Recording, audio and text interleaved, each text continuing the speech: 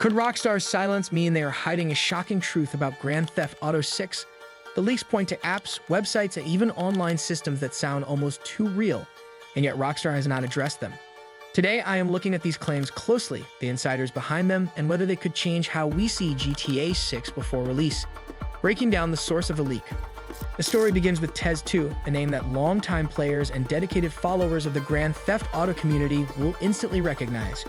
He has built a reputation over the years for sharing information that later proved to be accurate, which is why so many people listen when he speaks. Tez 2 recently pointed out something unusual. On May 27th, a batch of internet domains was quietly registered under Take-Two's servers. On the surface, this might not sound like much, but for those who have followed Rockstar's habits in the past, it is a familiar signal. When Grand Theft Auto 4 and Grand Theft Auto 5 were being prepared for release, similar domains were registered ahead of time. These were later used as parody websites that appeared directly inside the games themselves.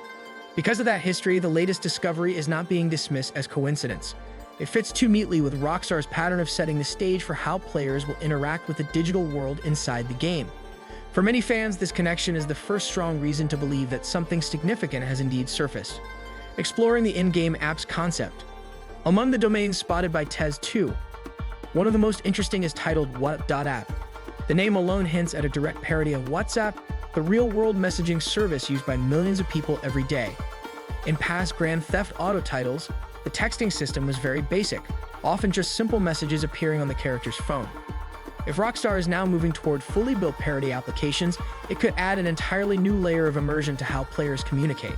Instead of generic text boxes, there may be stylized apps, custom notifications, and even fake branding that reflects Rockstar's trademark humor. From my perspective, Rockstar always nails satire, and seeing them mock modern technology is exactly what keeps Grand Theft Auto relevant. They exaggerate the platforms we use daily in a way that feels sharp and believable, which makes their worlds feel more alive. If what becomes the default system for texting, calling, or even sending media between characters, it could change how story missions and random interactions feel. Online play might also benefit with players communicating through in-game apps instead of menus, adding authenticity to the experience. A single detail suggests Rockstar is putting careful thought into blending parody with gameplay functionality. Ride-sharing and real-world parallels. Another domain that grabbed attention is Rideune.app, which seems like Rockstar's direct parody of services such as Uber and Lyft. The name fits perfectly with their history of mixing satire with real-life trends. Since the release of Grand Theft Auto 5 back in 2013, the rise of ride-sharing companies has completely changed how people think about transportation. Rockstar has always been quick to point out cultural shifts, and this one is far too obvious for them to pass up. In earlier Grand Theft Auto games, taxis were the standard way to travel quickly across the map. While that worked for its time, the world has moved forward, and it makes sense for Rockstar to introduce a new system that feels more connected to today's society. This could mean players have the option to call for rides instead of just flagging down a cab. It might even open the door to becoming a driver, creating an entirely new side activity with financial rewards. Money matters inside GTA 6. One of the more curious domains is BuckMe.app, which almost certainly plays on the idea of peer-to-peer payment services like Cash App or Venmo. The title itself suggests sending money in small amounts, but in a Grand Theft Auto context, it could become much more than that. Rockstar has always included banking systems in their games, but this approach hints at a more modern and versatile option. In single-player mode, BuckMe could act as a hub for receiving payments from missions or moving funds between accounts.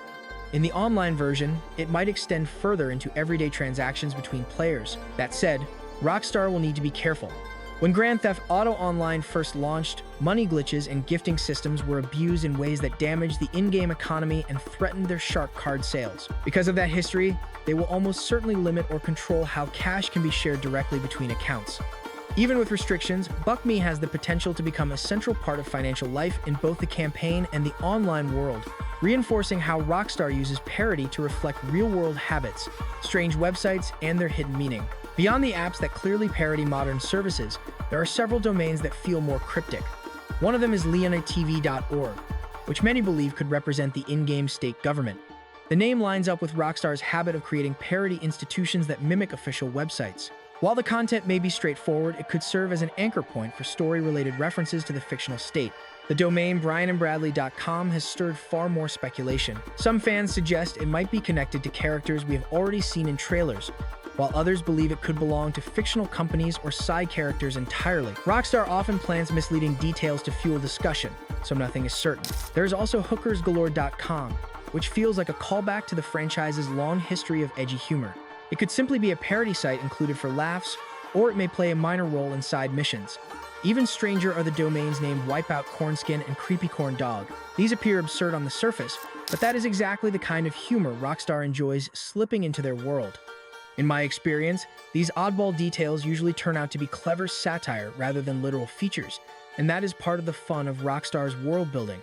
Delay rumors and community panic. When talk about a possible delay began spreading, much of it pointed back to Tom Henderson, a well-known figure in the gaming leak scene. His track record includes accurate predictions about Battlefield and Call of Duty, which is why the Grand Theft Auto community listens closely whenever he speaks. Recently, during a podcast appearance, he made comments about GTA 6 that were quickly twisted into claims of an official delay. In truth, Henderson was only sharing his personal opinion and not citing insider information. The issue is that a few vague remarks can snowball into massive headlines across social media. Fans anxious about the long wait for GTA 6 turned speculation into certainty, even though there was no real evidence. Looking back at Rockstar's history is the best way to ground these conversations. Grand Theft Auto 4 launched in April, Grand Theft Auto 5 arrived in September, and Red Dead Redemption 2 followed in October. That track record shows Rockstar is comfortable with both early and late-year release windows. Henderson himself clarified his words, but by then, panic had already spread. Voices from former Rockstar developers. Another angle worth considering comes from those who actually helped build past Grand Theft Auto titles. Albie Vermage, who worked as a technical director during Rockstar North's golden years, recently spoke about the May 2026 release window. His perspective carries weight because he understands how carefully Rockstar plans its development timelines.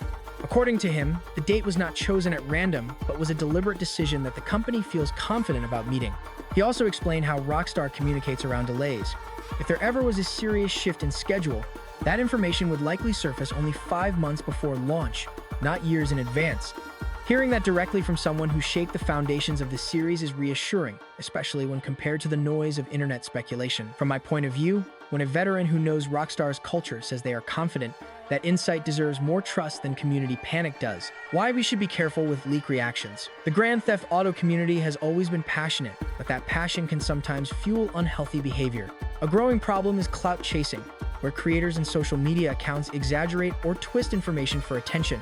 Even harmless comments from insiders can be taken out of context, spread rapidly, and cause unnecessary panic. This cycle is exhausting for fans who just want accurate updates. Patience is critical here. Rockstar traditionally saves major announcements for carefully planned moments, which means that speculation months in advance rarely holds weight. Based on their history, if any delay news were to happen, December or January would be the earliest realistic time frame to even start worrying. Until then, the healthiest approach is to focus on what Rockstar confirms directly. Choosing official statements over internet noise prevents disappointment and keeps expectations grounded. For a game as significant as GTA 6, it is better to wait for facts rather than react to every rumor.